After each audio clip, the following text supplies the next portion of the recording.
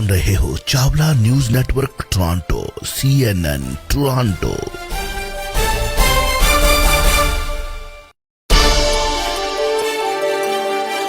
ये Akashvani 1320 meter band. Amlok Singh, Punjabi Tribune. कदे काबल विच खिड़दे सी गदर दे full. तवक्को करदा तुहाडी इंफॉर्मेशन दे विच वादा करदा होया यह लेख आप जी नूं पसंद आवेगा। लेखक लिखते हैं कि अफगानिस्तान का शहर काबुल कंधार कदे गदर पार्टी का मरकज सी। भारत की आज़ादी वास्ते गदर पार्टी का लहर का नाम तुसीं सुनिया होना है। अफगानिस्तान का शहर काबुल कदे गदर पार्टी का मरकज सी। 20वीं सदी के पहले पहर तपदी दुनिया अंदर नवे युग दियां नंढियां ठंडियां हवावां वगियां। निहक्की जंग, हमले, उजाड़े, दाबे, लुट, जबर अते अन्याय तो मुक्त रंगली दुनिया वसाउण लई काबुल विच गदरी गूंजां गाईआं जांदियां सी। ਉਹ भी दिन सन जदों कौमांतरी सरोकारां, जमहूरीयत, आज़ादी, संसार, अमन, भाईचारक सांझ, न्याय ਦੀਆਂ ਨਵੀਆਂ ਕਹਾਣੀਆਂ ਸਿਰਜਦੀ गदर लहर ਦੇ आला आगूआं ਦੀਆਂ सरगर्मियां ਦਾ ਧੁਰਾ काबुल हुंदा सी। काबुल दहाकियां तो कोया जा रहा अफगानिस्तान जदों अज दुनिया भर के लोगों की सुरत मल रहा है। जदों अफगानिस्तान के लोगों को काली बोली रात तो छुटकारे लई नवी दुनिया का चानण वंडदे नवे सूरज की लोड़ है। उस मौके अपने पुरखियां की पनाहगाह ਅਤੇ लोक संग्रामां दा पिड़ रही धरती काबुल संग धड़कदे सरोकार कालजे खो पा रहे ने। कालजे दे विच लेख कहंदा की बनेगा अफगानिस्तान दा सवाल है। एक जां दूजी विदेशी जां देसी गुलामी दी पंजाली वगाह मारन बिना अमन चैन खुशहाली स्थिरता ते नवीं बहार भला किवें नसीब हो सकती है, यह भी सवाल है। काबुल भारत की मुकम्मल आज़ादी लई गदरी परचम लैके विदेशों तो उठी महान गदर लहर दियां सरगर्मियां दा जंक्शन सी। अफगान, इराक, तुर्की, जर्मन, आस्ट्रिया, भारत अते रूस दे कौमी आज़ादी लहरां दे चिंतकां संग्रामियां दियां काबुल विच गैर गंभीर चिंतन बैठकां हुंदियां सन। पहली संसार जंग समय जर्मनी ਅਤੇ इंग्लैंड के टकराव मौके जर्मन सरकार ਅਤੇ गदरी देश भगत आपो अपने दा की सफलता ਲਈ योजनावां घड़न ਅਤੇ अमल करन विच मशरूफ सन। एक जोरदार विचार यह सी कि वाड़ विच फसे बरतानवी हाकमां दे उपर वधानी सट्टां मारियां जान तां जो आज़ादी की लहर नवीआं ते उचेरियां पुलांघां भर सके। गदर लहर के बानी मीत प्रधान प्रोफैसर बरकत उल्ला भी काबुल अंदर सरगर्म टीम के सरकर्ता अफगानिस्तान का बादशाह हबीबुल्ला जर्मन ਅਤੇ बरतानिया के टकराव विच की करे दी दुविधा कारण हवा विच लड़क रहा सी। उन्हां दा पुत्र अमानुल्ला बरतानवी हुकूमत का कट्टर विरोधी सी। इन्हां विरोधां कारण ही हाँ पक्षी अंशां नाल गदरी कड़ी जोड़न का यतन करते सन।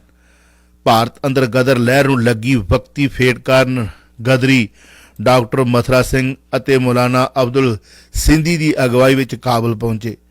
पंजाब तो खिलाफती हिजरती विद्यार्थी भी पुज गए। प्रोफैसर बरकत उल्ला की अगवाई में गदरी खिलाफती ते बरल कमेटी के मैंबरां ने जोटी पा ली। इन्होंने मिल के 1 दसंबर 1915 ਨੂੰ काबुल में भारत की आज़ादी हुकूमत का ऐलान कर दिता। राजा महेंद्र प्रताप सिंह इस दे प्रधान, प्रोफैसर बरकत उल्ला प्रधानमंत्री, मौलाना अब्दुल सिंधी गृह मंत्री, चंपा कर्ण विदेश मंत्री, मौलवी बशीर रख्या मंत्री, डॉक्टर मथुरा दास और मुहम्मद अली नूं वजीर बनाया गया।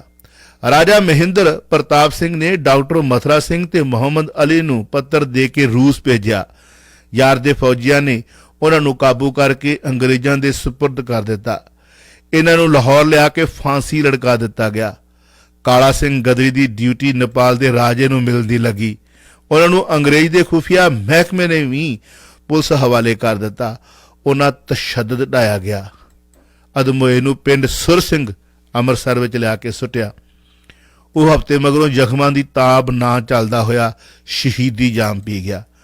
अफगानिस्तान में भारत की आज़ाद हुकूमत 1924 तक चलती रही। ਆਰਜੀ ਹਿੰਦ ਸਰਕਾਰ ਦੇ ਕਬਾਇਲੀਆਂ ਨਾਲ ਨਿੱਘੇ ਸਬੰਧ ਰਹੇ। ਇਹਨਾਂ ਨੇ ਅੰਗਰੇਜ਼ ਸਰਕਾਰ ਨੂੰ 2 ਵਰੇ ਸੁੱਕਣੇ ਪਾਈ ਰੱਖਿਆ। ਅਮਾਨ ਉल्ला ਨੇ ਅਫਗਾਨਿਸਤਾਨ ਨੂੰ ਆਜ਼ਾਦ ਮੁਲਕ ਐਲਾਨ ਕਰ ਦਿੱਤਾ। ਪ੍ਰੋਫੈਸਰ ਬਰਕਤ ਉल्ला ਦੀ ਅਗਵਾਈ ਵਿੱਚ ਮਾਸਕੋ ਵਫਦ ਭੇਜਿਆ ਗਿਆ। ਇਸ ਵਫਦ ਨੇ ਸੋਵੀਅਤ ਸਰਕਾਰ ਨਾਲ ਕਿਸੇ ਵੀ ਹਮਲੇ ਵੇਲੇ ਇੱਕ ਦੂਜੇ ਦੀ ਮਦਦ ਦਾ ਸਮਝੌਤਾ ਕੀਤਾ। ਨਤੀਜੇ ਵਜੋਂ ਅੰਗਰੇਜ਼ ਹਕੂਮਤ ਨੂੰ ਅਫਗਾਨਿਸਤਾਨ ਨੂੰ ਆਜ਼ਾਦ ਮੁਲਕ ਮੰਨਣਾ ਪਿਆ। ਸੋਵੀਅਤ ਯੂਨੀਅਨ 1919-20 ਚ ਖਾਨਾ ਜੰਗੀ ਚ ਘਿਰਿਆ ਸੀ। ਪ੍ਰੋਫੈਸਰ ਬਰਕਤ ਉल्ला ਦੀ ਅਗਵਾਈ ਹੇਠ ਗਏ ਵਫਦ ਨੇ ਰੂਸ ਵਿੱਚ ਥਾਂ ਇਕੱਤਰਤਾਵਾਂ ਕਰਕੇ ਵਿਦੇਸ਼ ਵਿੱਚ ਮੁਸਲਿਮ ਵਸੋਂ ਨੂੰ ਸਾਮਰਾਜੀਆਂ ਤੇ ਉਹਨਾਂ ਨਾਲ ਯਰਾਨੇ ਪਾਲਣ ਵਾਲਿਆਂ ਦੇ ਮਨਸੂਬਿਆਂ ਬਾਰੇ ਦੱਸਿਆ। ਲੈਨਨ ਵਰਗੀਆਂ ਸ਼ਖਸੀਅਤਾਂ ਨੇ ਵੀ ਇਸ ਯੋਗਦਾਨ ਦੀ ਸ਼ਲਾਘਾ ਕੀਤੀ।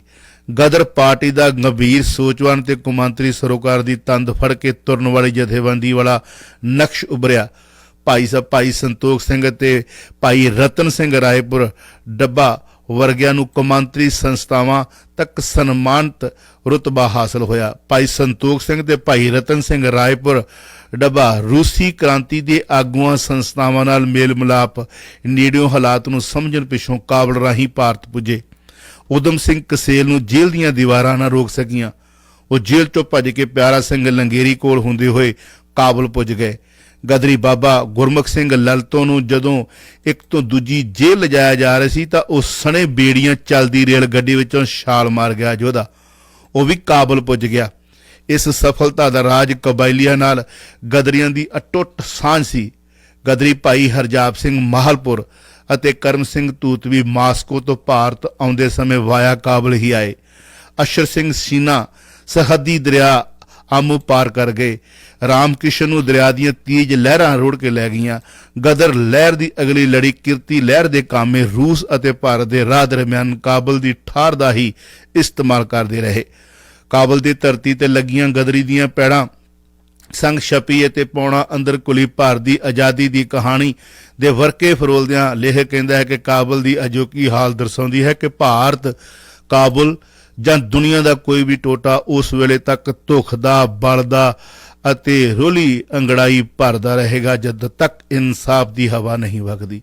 ਜਿਹੜੇ ਗਦਰੀ ਗੁਲਾਬ ਕਾਬੁਲ ਵਿੱਚ ਖਿੜੇ, ਜੇ ਉਹਨਾਂ ਦੀ ਸੁਗੰਧ ਉੱਪਰ ਦੇਸੀ ਵਿਦੇਸ਼ੀ ਲਗਾਤਾਰ ਧਾਵੇ ਨਾ ਬੋਲੇ ਜਾਂਦੇ ਤਾਂ ਯਕੀਨਨ ਅਖਬਾਰ ਕਹਿੰਦਾ ਕਿ ਅਫਗਾਨਿਸਤਾਨ ਭਾਰਤ ਅਤੇ ਇਹਨਾਂ ਦੇ ਆਂਢ ਗੁਆਂਢ ਵਿੱਚ ਹੱਸਦੀ ਵਸਦੀ ਦੁਨੀਆ ਦਾ ਸੁਹੱਪਣ ਭਰਿਆ ਰੰਗ ਹੋਰ ਦਾ ਹੋਰ ਹੋਣਾ ਸੀ।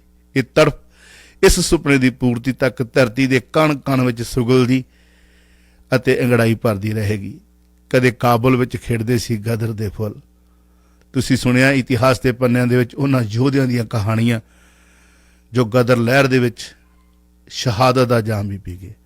ਅਮਲੋਕ ਸਿੰਘ ਪੰਜਾਬੀ ਟ੍ਰਿਬਿਊਨ ਅਖਬਾਰ ਦੇ ਸਹਿਯੋਗ ਦੇ ਨਾਲ ਅਖਬਾਰਾਂ ਬੋਲਦੀਆਂ ਸੈਗਮੈਂਟ ਤੁਸੀਂ ਸੁਣਿਆ। ਉਮੀਦ ਕਰਦਾ ਹਾਂ ਅੱਜ ਕਾਬੁਲ ਕੰਧਾਰ ਦੀ ਗੱਲ ਹੋ ਰਹੀ ਹੈ, ਉੱਥੇ ਲੜਾਕਿਆਂ ਦੀ ਗੱਲ ਹੋ ਰਹੀ ਹੈ, ਉੱਥੇ ਭਾਰਤ ਦੀ ਆਜ਼ਾਦੀ ਵਾਸਤੇ ਸ਼ਹਾਦਤਾਂ ਦਾ ਜਾਮ ਪੀਣ ਵਾਲੇ ਯੋਧਿਆਂ ਦੀ ਵੀ ਕਦੇ ਉਹ ਧਰਤੀ ਜਿਹੜੀ ਸੀਗੀ ਉਹ ਉੱਥੇ ਰਹੀ ਜਿੱਥੇ ਉਹ ਬੈਠ ਕੇ ਵਿਚਾਰਾਂ ਕਰਦੇ ਸਨ ਕਿ ਕਿਵੇਂ ਅੰਗਰੇਜ਼ ਨੂੰ ਦੇਸ਼ ਵਿੱਚੋਂ ਕੱਢਣਾ ਹੈ। ਉਹਨਾਂ ਨੇ ਸ਼ਹਾਦਤਾਂ ਦੇ ਜਾਮ ਪੀਤੇ। ਉਹਨਾਂ ਨੂੰ ਸਜਦਾ ਕਰਦੇ ਹੋਏ ਅਗਲੇ ਹਿੱਸੇ ਵਿੱਚ ਵਾਪਸ ਆਵਾਂਗੇ।